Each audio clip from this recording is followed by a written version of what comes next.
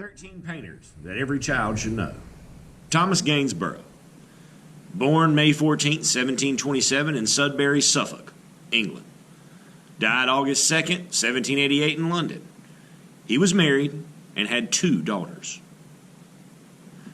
I make portraits to earn a living, landscapes because I love them, and music because I can't avoid it. Thomas Gainsbourough. This quote is from the English painter Thomas Gainsbourough, who liked to play cello in his free time. Because he lived in an age when it wasn't common for artists to go outdoors and paint the landscape outside, he often thought up his motifs himself. But it wasn't possible to make a good living painting landscapes, so he decided to paint portraits of wealthy people.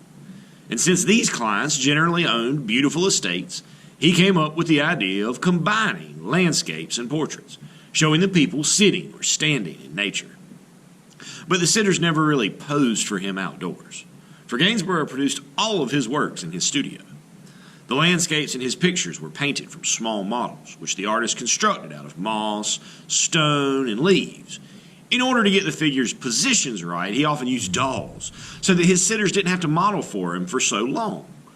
The picture shown here is Gainsborough's best-known portrait in a landscape.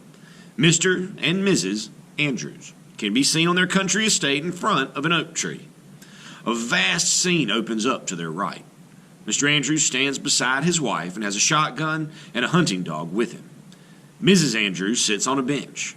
She is actually supposed to be holding something in her lap, but the painter never finished this portion of the picture. Perhaps Mrs. Andrews couldn't decide what she wanted to be holding. Maybe a bird that Mr. Andrews had shot, or a bouquet. No one knows. For a long time, Thomas Gainsbourough lived in the country, but because he had so much success with his portraits, he eventually moved to London. There, he became one of England's most popular portrait painters and received many commissions. In 1768, along with other artists, Gainsbourough founded the Royal Academy of Arts in London, which remains one of the most important art schools in Great Britain. Gainsbourough became so well known for his portraits that he caught the attention of King George III. He even became the king's favorite painter. Now on this one, we want to look at the timeline because Gainsbourough is living during an important time in world history. So he's born 1727, so right around here.